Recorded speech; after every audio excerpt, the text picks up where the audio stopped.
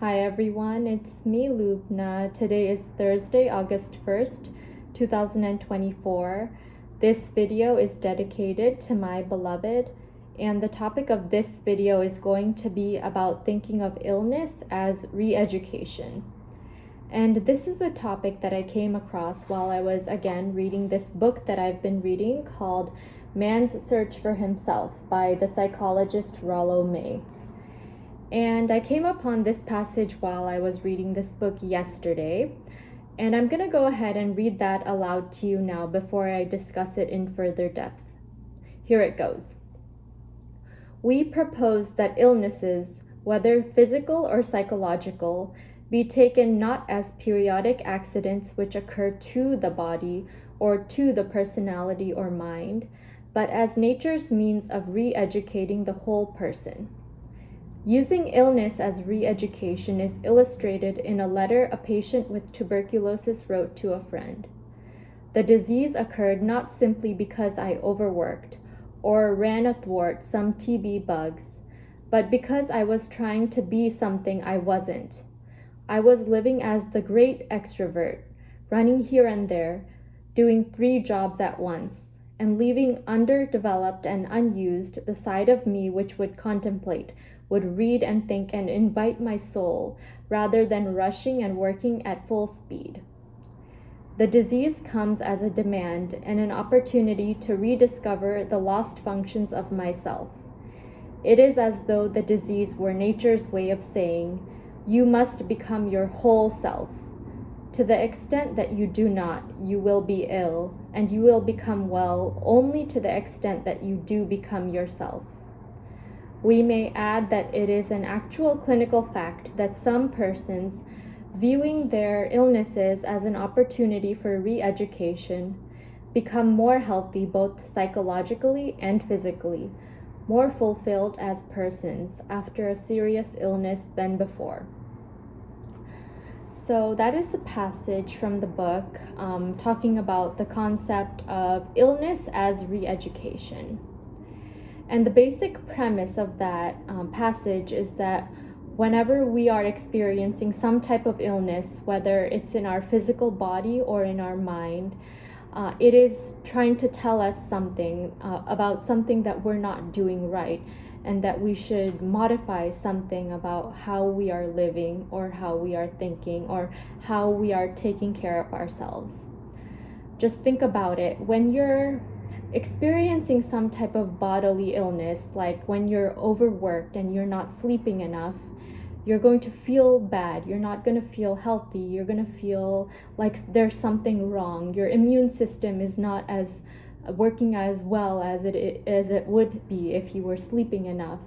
And I've personally felt like I've experienced this as a medical student when I was in medical school.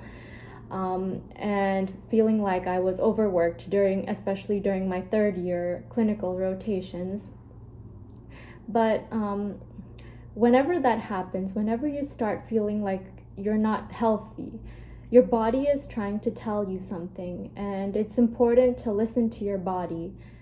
And sometimes these things tell us something not just about our lifestyle habits, like maybe we're not sleeping enough or eating healthy enough or exercising enough, but also on a grander scale, they might tell us about whether or not we're in the right track, on the right track in our life, if we're doing the right thing with our life.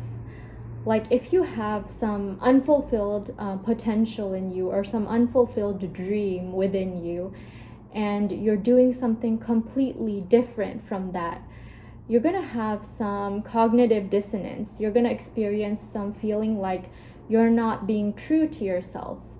And this can manifest in illness, both physically and psychologically.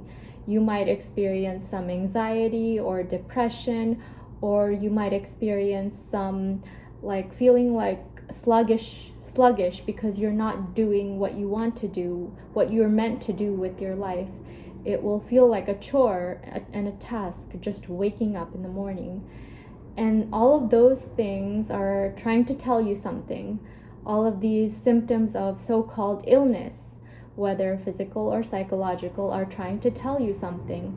So it's your job to listen to those signs and symptoms and to do some soul searching, to discover what it is that is causing these things to manifest in your life. And if you know anything about metaphysics or about psychology itself, you know that for every effect, there has to be a cause. Something in your life must be causing you to have certain effects and certain manifestations in your life.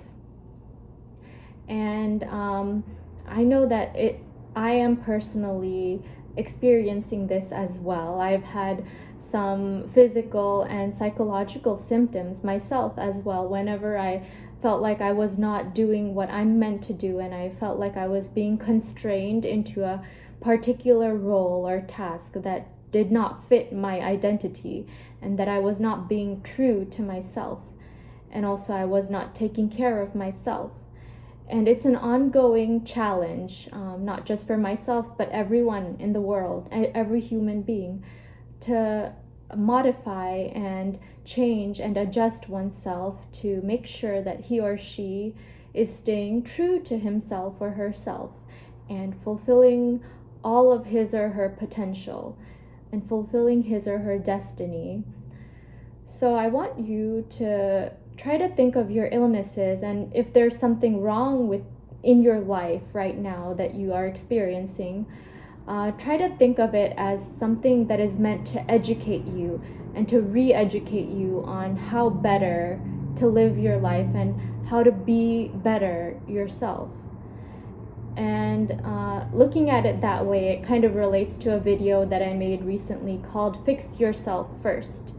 So before looking at the external circumstances and external factors, first look at yourself and see if maybe what you're doing with your life and the things that you have the autonomy to control, maybe you're not making the right decisions or doing the right things, and that might be contributing to certain illnesses or symptoms that you are experiencing now. Anyway, that is my overall message regarding the thought of using illness as a form of re-education for yourself. I hope that you learned something valuable from my video today, and I hope that it inspires you to live better and be better. Thank you so much for taking the time to listen to my video, and I want to wish you a wonderful day, afternoon, evening, or whatever it is, wherever you are in the world.